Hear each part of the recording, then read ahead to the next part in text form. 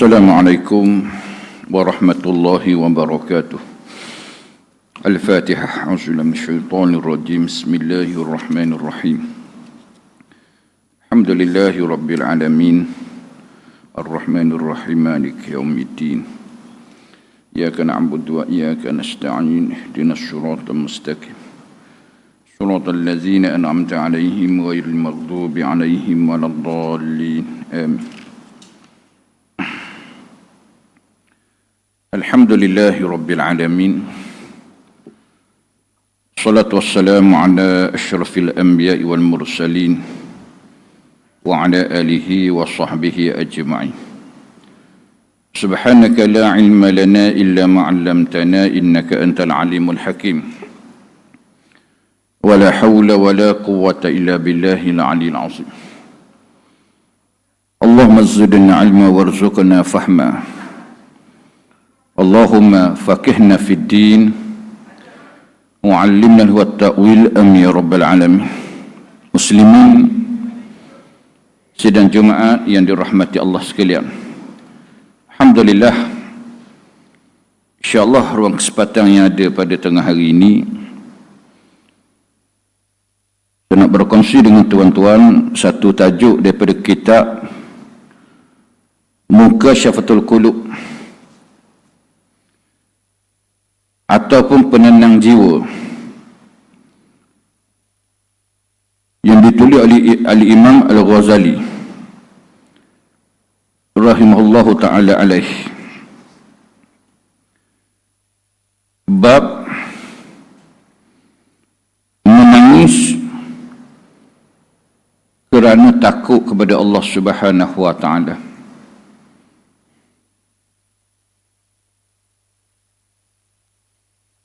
Telah berkata Abu Laits rahimahullahu ta'ala alaih, sesungguhnya Allah Subhanahu wa ta'ala mempunyai para malaikat di langit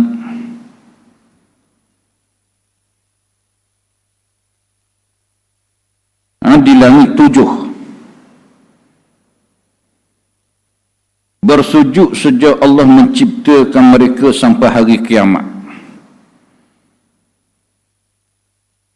Malaikat ni Allah tak ada tugaskan dia, kerja dia sujud kepada Allah Ta'ala sampai ke hari kiamat.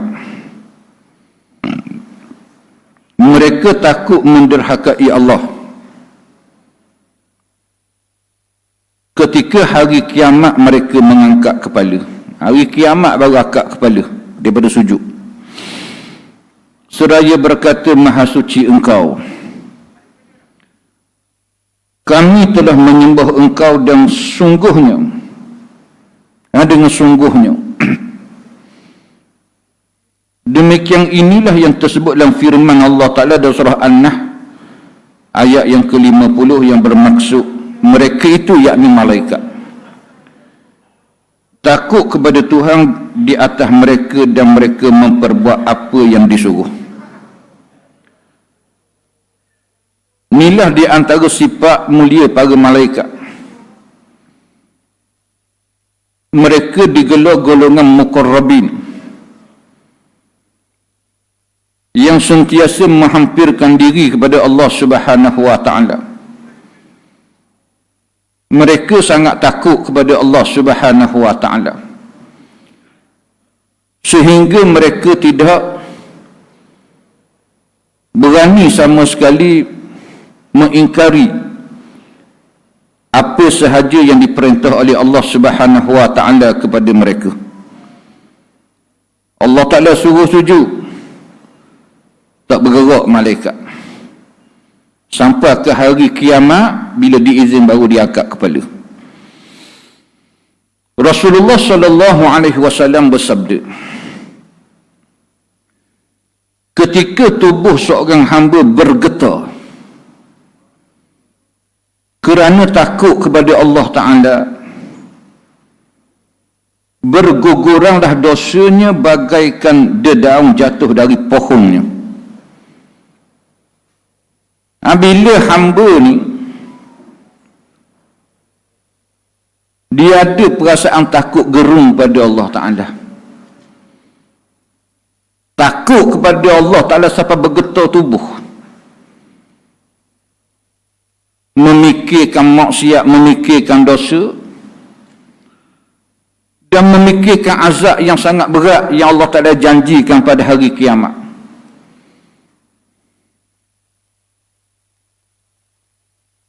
Jawabnya gugur habis dosa. Sebagaimana pokok gugur daun dia.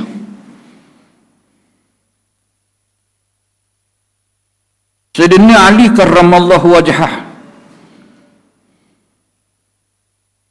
bila dia nak sembahyang bergetar tubuh dia.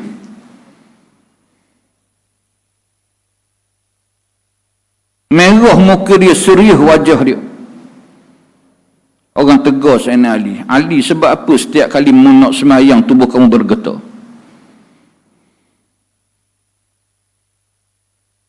Kamu jadi serius? Kata Sayyidina Ali, sebab aku nak laksana perintah Allah Ta'ala, tanggungjawab Allah Ta'ala kepada aku, amanah Allah Ta'ala kepada aku, yang mana amanah ini pernah ditawarkan kepada langit bumi. Sebesar-besar langit bumi tak sanggup nak terima amanah ni. Surrender. Tak mampu nak laksana perintah ini. Tiba-tiba manusia sanggup. Sekarang aku nak laksana perintah itu. Perintah yang tak mampu nak dilaksana oleh langit dan bumi, manusia sanggup. Di situ bergetar tubuh Sayyidina Ali. Ya. Ketika mana nak mengerjakan sembahyang. Diceritakan ada seorang lelaki, dia jatuh hati kepada seorang perempuan. Dia berkenang, terpikat dengan seorang perempuan. Ketika perempuan itu keluar kerana suatu keperluan, maka pergilah lelaki itu bersamanya. Jadi orang lelaki ini pergi pikat dia. Kalau hari ni kau pergi ngorak dia.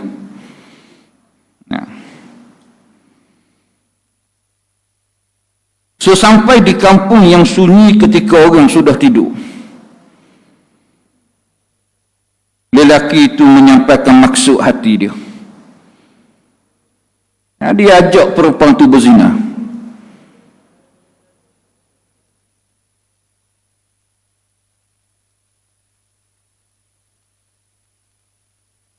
Lalu perempuan itu berkata,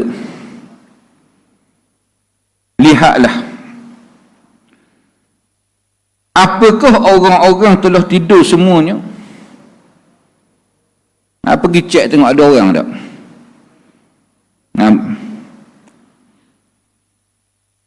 Dengan demikian lelaki itu mengira bahawa maksud hatinya hendak dikabulkan. Jadi dia ingat perempuan ni setujulah nak melakukan perbuatan keji dengan dia. Lalu dia pun keliling kawasan tu. Dia melihat-lihat sejenak. Setelah jelas orang-orang telah tidur, confirm semua orang tidur dah, segera dia menghampiri perempuan itu seraya berkata, benar, semua orang telah tidur. Tak ada orang nampak kita ni. Lalu wanita itu berkata,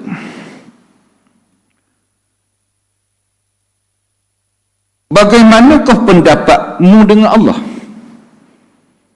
Kamu kata semua orang tidur, tapi macam mana dengan Allah Ta'ala? Apakah saat ini juga dia tidur? Lalu lelaki itu jawab, sungguhnya Allah Ta'ala tidak pernah tidur.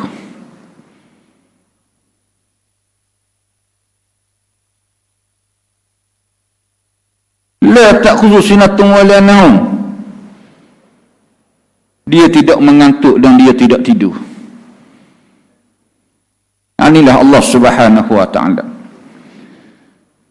Wanita itu berkata lagi, sungguhnya zat yang tidak pernah tidur akan melihat kita meskipun manusia sedang tidur lelap, tidak melihat kita. Allah Ta'ala tak tidur tu dia tengok kita, dia saksi kita. Walaupun semua manusia tidur, mereka tak pandang apa yang kita buat. Oleh kerananya dia lebih berhak kita takuti. Nah, Allah Ta'ala lebih layak, lebih berhak kita takut. Sebab sifat dia tak tidur, dia perhati kita. Kita takut kepada manusia, manusia tidur, manusia mengantuk, manusia lemah. Manusia ada masa dia hilang akal dia. Ada pun Allah Ta'ala, dia tak mengantuk, dia tak tidur, dia mengawasi hamba dia. Oleh kerananya dia lebih berhak kita takuti. Dengan segera lelaki itu meninggalkan perempuan itu kerana dia takut kepada Allah Ta'ala. Dengar kata-kata perempuan tu, tak jadi lelaki tadi nak berzina. Segera dia tinggal perempuan itu. Dia pulang ke rumahnya dan bertaubat.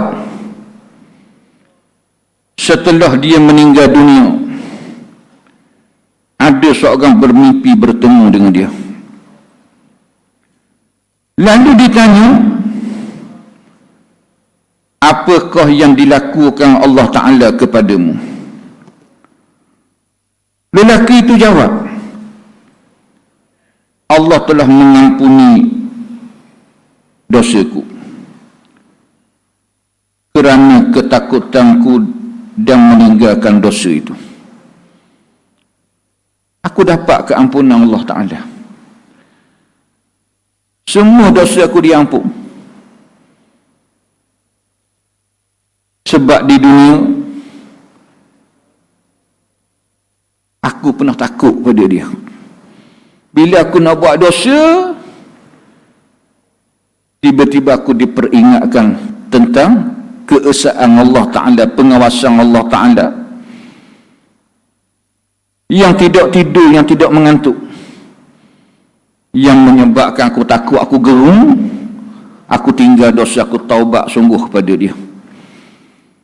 Aku dapat keampunan kerana aku takut kepada dia dan aku meninggalkan dosa itu.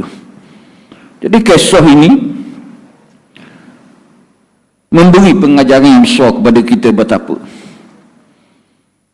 bila kita rasa takut kepada Allah Ta'ala, ketika mana kita mampu buat dosa maksiat, maka sedar yakinlah kita ketika itu keampunan Allah Ta'ala mencurah-curah atas diri kita.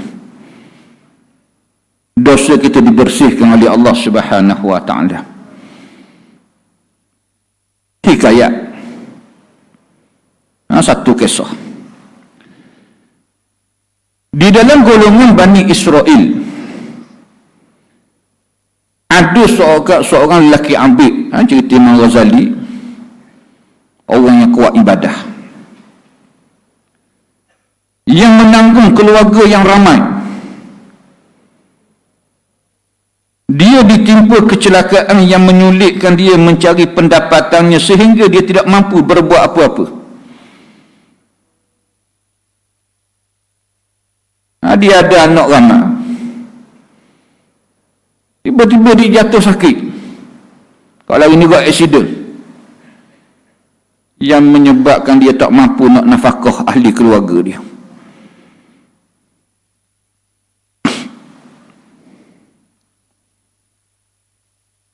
Lalu dia perintah isteri dia agar mencari sesuatu untuk menanggung keluarganya. Disebabkan dia tak boleh bergerak, tak boleh bekerja ni, dia minta bini dia supaya cari sesuatu untuk makanan keluarga dia. Kemudian perempuan itu datang ke rumah seorang kaya dan minta sedikit makanan untuk keluarganya. Jadi isteri dia ni pergilah rumah orang kaya. Kalau hari ni minta beras, minta makanan. Tiba-tiba orang kaya tu kata, baiklah, boleh, tapi serahkan dirimu untukku. Datang niat jahat orang kaya ni,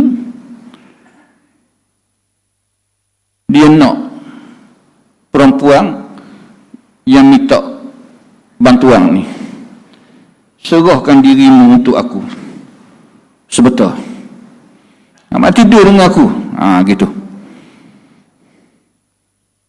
Lalu perempuan itu terdiam dan segera dia balik ke rumah dia. Apabila dia balik, dia tengok anak-anak dia sedang merengek, kelaparan. Ibu, kami akan mati kelaparan. Berilah kami makanan. Jadi perempuan ni tak tahan, tak latang hati. Tak latang hati tengok anak dalam keadaan kelaparan.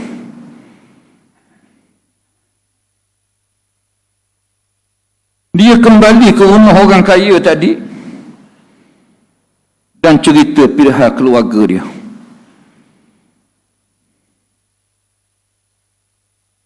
Lalu orang kaya itu tanya, apakah kamu setuju dengan permintaanku? Lalu perempuan tu angguk kepala. Makna tak ada pilihan, terpaksa. Namun ketika berada dalam bilik yang sunyi, tiba-tiba tubuh perempuan tu menggeletak.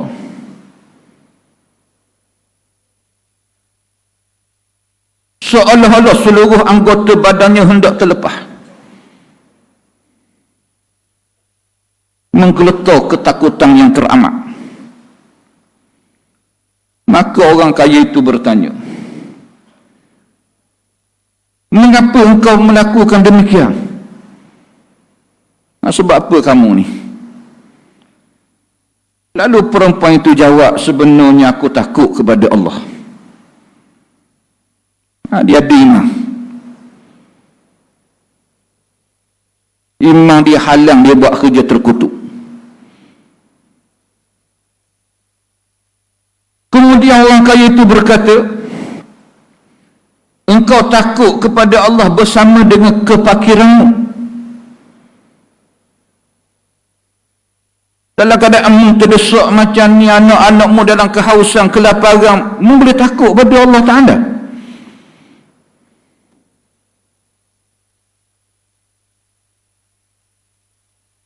Maka semestinya aku lebih takut daripada engkau. Rupa-rupanya apa yang berlaku pada perempuan ini menyedarkan orang kaya tadi. Dia yang terdesak tu boleh ingat kepada Allah, boleh takut kepada Allah.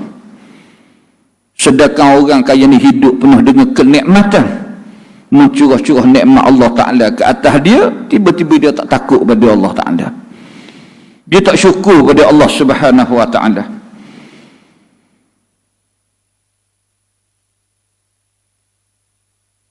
Lalu segera dia menghentikan keinginannya terhadap perempuan itu. Diberikannya apa yang diminta oleh perempuan itu. Dan perempuan itu pulang membawa nikmat yang melimpah, sehingga keluarganya menjadi senang. Kemudian Allah memberi wahyu kepada Nabi Musa AS. Katakanlah kepada si Fulan bin Fulan, ada lelaki kaya tadi, aku telah mengampuni dosanya.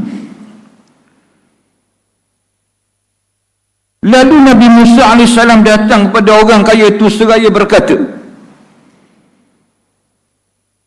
barangkali engkau telah berbuat sesuatu kebaikan antara engkau dengan Allah. Lalu orang kaya itu menceritakan apa yang berlaku.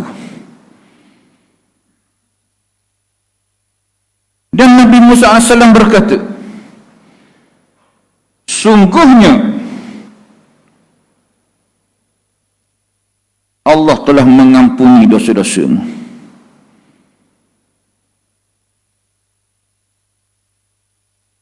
Demikianlah tersebut dalam kitab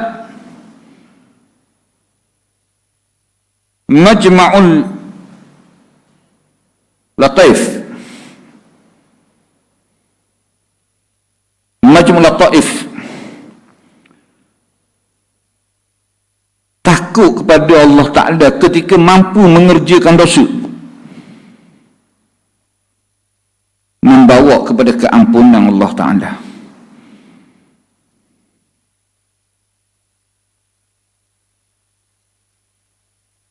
Diriwayatkan Nabi SAW bersabda, sesungguhnya Allah Ta'ala telah berkata, aku tidak mengumpulkan pada hamba-Ku dua ketakutan dan dua keamanan. Barang siapa takut kepadaku di dunia, aku amankan di akhirat. Barang siapa merasa aman dariku di dunia, aku takutkan dia di akhirat. Ini hadis kursi. La ajma'u ala ibadi khawfain wala amnain, fa iza ammanani fid dunya akhaftuhu yawmal qiyamah wa iza khafani fid dunya amantuhu yawmal qiyamah.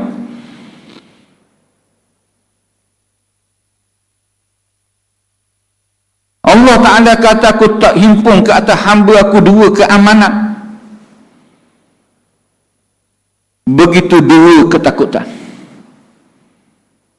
Maknanya tak akan berlaku kepada manusia ni di dunia dia aman, akhirat dia aman. Begitu di dunia dia takut, akhirat dia takut. Tak akan berlaku begitu. Tapi sebaliknya berlawanan antara satu dengan yang lain. فَإِذَا أَمَّنَنِي فِي الدُّنْيَا أَخَفْتُهُ يَوْمَ الْقِيَامَةِ. Bila mana hamba-Ku merasa takut, bila mana hamba-Ku merasa aman daripada aku di dunia,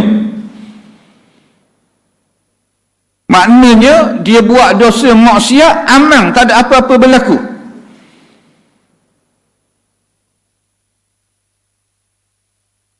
Dia buat dosa, dia buat zalim di dunia ni, tidur dia lena, kecing berok dia lawah, napah dia lancar.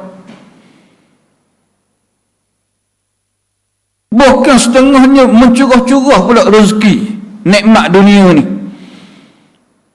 kaya pada hak lain.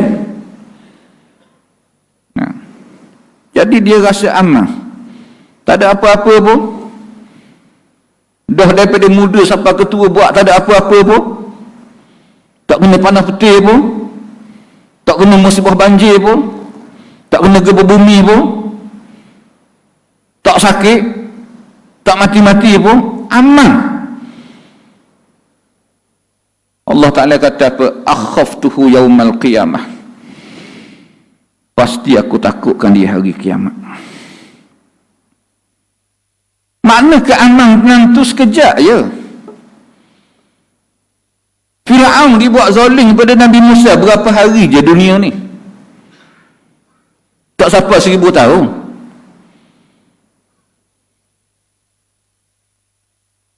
Tapi ketakutan yang dia alami daripada hari dia mati sampai ke hari ni, sampai ke hari kiamat, sampai selama-lamanya. wa haqa bi ali fir'auna su'ul azab annaru yu'raduna 'alaiha ghuduwan wa 'ashiyya wa yawma taqumu as-sa'ah adkhilu ala fir'auna ashadda al-'azab.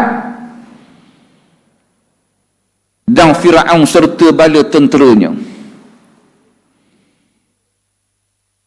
dikepung oleh seburuk-buruk azab.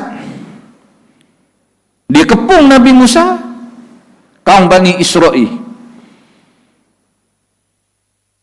Allah Ta'ala balikkan urusan orang yang dikepung diselamatkan oleh Allah. Orang yang mengepung dikepung oleh azab Allah Ta'ala.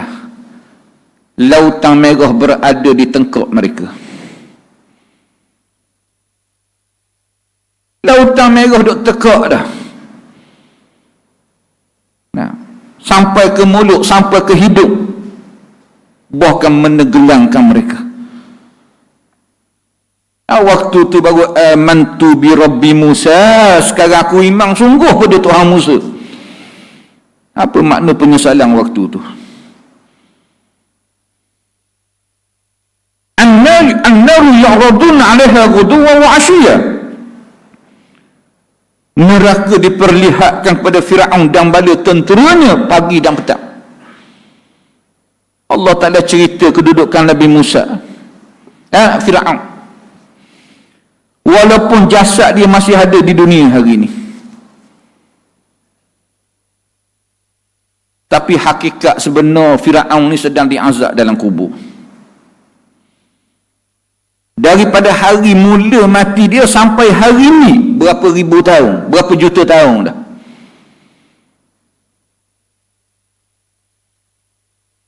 Siang malam pagi petang kena azab. Allah Ta'ala tunjuk neraka tempat kekal dia pada hari kiamat. Wa yawma taqumus sa'ah, dan pada hari berlakunya kiamat, adkhilu ala fir'auna asyaddal azab. Allah Ta'ala perintah malaikat, masukkan Fir'aun serta bala tentera dia kepada seberat-berat azab, iaitu neraka Jahannam. Waliyazabillah.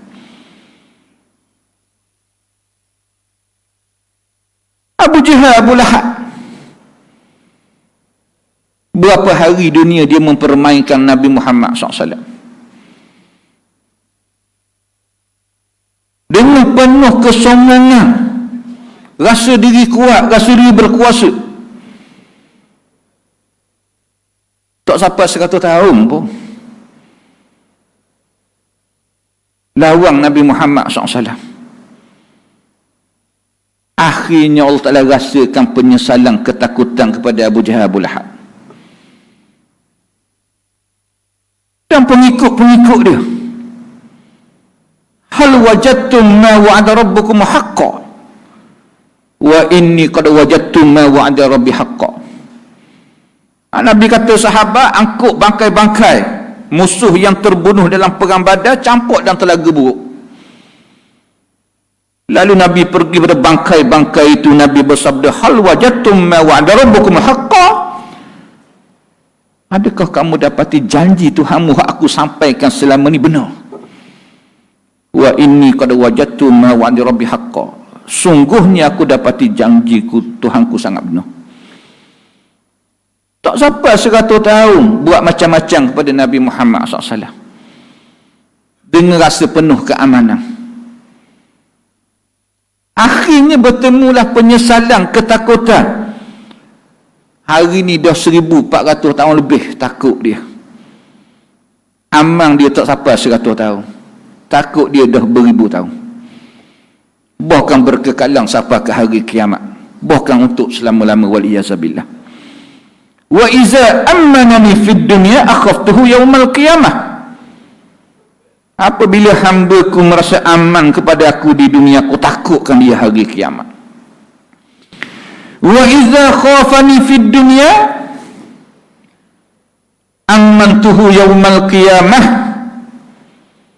Dan bila mana hamba-Ku merasa takut kepada aku di dunia, inilah orang bertakwa. Ni orang beriman, orang bertakwa. Ada modal takut. Siapa waktu semayang, semayang. Sebab apa? Sebab takut. Takut nak tinggal semayang. Sebab tinggal semayang, neraka sakar. Ma salakakum fi sakar?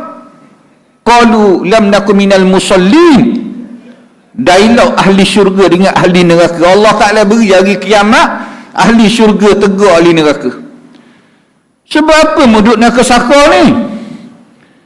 Lalu jawab ahli neraka, kami bukan orang yang sembahyang. Dunia hari tu kami tak sembahyang bang. Orang tak sembahyang hari kiamat duduk dengan Firaun, dengan Qarun, dengan Haman, dengan Ubay bin Khalaf. Hadis sahih.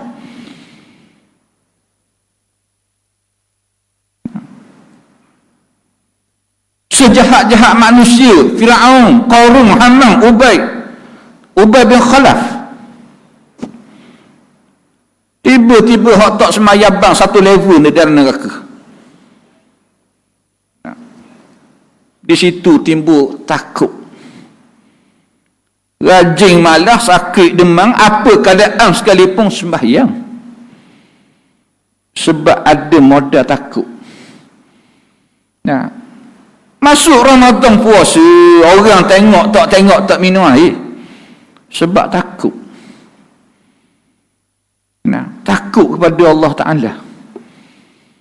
Nah, siapa waktu keluar zakat, sayang macam mana harta, beri. Sebab takut. Bimbang harta tu Allah Ta'ala jadi kalung api neraka, letak tekak. Allah Ta'ala kalung api neraka, hak kita duduk sipang-sipang tak bagi orang ni, letak kat tekak. Jadi ada modal takut. Yang menyebabkan hak Tuhan suruh buat sungguh-sungguh. Hak Tuhan larang lebih-lebih lagi. Sebut makan riba ni berenang dalam sungai darah. Berenang dalam sungai darah. Kemudian ada pula orang baling batu atas tebing. Kena kepala, pecah kepala, kena mata, terboleh mata. Ini gambaran yang Nabi SAW sebut dalam peristiwa Isra' dan Mi'raj, yang menyebabkan timbulnya perasaan takut. Tak berani nak hidup dalam keadaan riba, rasuah, ambil harta orang, ambil pusaka orang.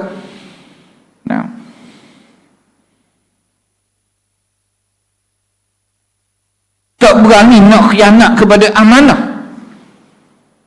Itu Sayyidina Umar Al-Khattab radhiyallahu an, satu malam berpusing Sayyidina Umar di Madinah, tengok perihal rakyat dia. Tiba-tiba Sayyidina Umar tengok ada satu rumah, seorang ibu tengah malam duduk masak, bising.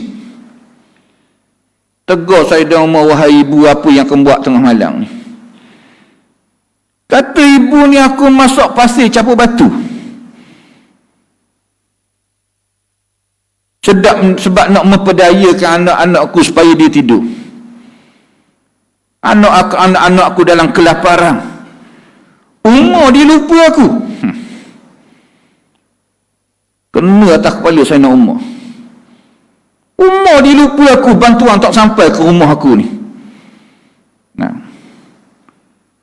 Dengar kata-kata ibu ni, menggeletar Sayyidina Umar ketakutan. Lalu Sayyidina Umar pergi ke Baitul Mal. Kata Sayyidina Umar, ambil gandum letak atas belakangku. Kata pekerja Baitul Mal, ya Amirul Mukminin, beritahu alamat mana, perumahan mana, lorong mana sekarang kami hantar. Kata Sayyidina Umar, letak atas belakang aku, hari ni aku mampu lagi nak pikul dia, tapi selepas ni aku tak mampu. Makna bila mati esok bukan nilai yang 50 kilo, bukan nilai yang 10 kilo. Inna azabi lasyadid, sungguhnya azabku teramat berat. Inilah Umar Al-Khattab radhiyallahu an. Orang yang sangat takwanya kepada Allah Ta'ala, orang yang sangat kuat takut dia kepada Allah Subhanahu wa Ta'ala, sehingga Allah Ta'ala menjadikan satu kemuliaan yang besar kepada Sayyidina Umar di zaman pemerintahan dia, jatuhnya rundang Parsi ke tangan Islam. Wa idza khafani fid dunya akhaftuhu yaumal qiyamah. Wa idza khafani fid dunya amantuhu yaumal qiyamah. Bila mana hamba aku merasa takut kepada aku di dunia, aku amankan dia pada hari kiamat. Habibun Najjar, sebab takut kepada Allah, dia perjuangkan ajaran Nabi-Nabi Rasul-Rasul. Seorang diri dia berhadapan raja di zaman dia, badan pemerintah di zaman dia, berhadapan dengan pengikut pemerintah yang begitu ramai, sehingga harga yang terpaksa dia bayar di dunia ni, dia dicampur ke jalan raya. Lalu penduduk Antakiyah datang, pijak perut dia beramai-ramai sehingga hancur belera perut dia. Kata ulama, keluar ikut tubuh dia, bukan tahi, keluar perut. Keluar perut. Bila syahid dia, bila meninggal dia, qila dukhulil jannah, dikatakan kepada dia, masuklah kamu ke dalam syurga. Aman tu yaumal qiyamah, aku amankan dia pada hari kiamat. Serta merta dia dapat berita gembira yang menghilangkan segala ketakutan dia di dunia, kesakitan yang dialami di dunia. Qila dukhulil jannah, masuklah kamu ke dalam syurga. Qala ya laita qaumi ya'lamun, kata Habibun Najjar, alangkah baiknya kalau kaum aku mengetahui. Seronok dia dapat kemenangan tu, dapat syurga tu, nak balik semula ke dunia, nak beritahu kepada kaum dia, ikut jejak dia, ikut amalan dia. Tapi Allah Ta'ala tak izin. Alangkah baiknya sekiranya kamu aku mengetahui bima ghafali rabbi, dengan barang menyebabkan Tuhanku mengampuni dosa-dosa aku. Wa ja'alani minal mukramin, dan dijadikanku di kalangan orang yang mulia.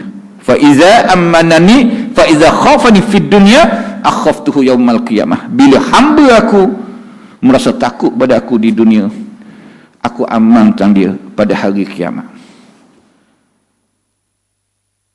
Mudah-mudahan bermanfaat kepada kita semua. Barakallahu li wa lakum, sallallahu ala sayyidina Muhammad wa ala alihi wa sallam. Alhamdulillah rabbil alamin. Assalamualaikum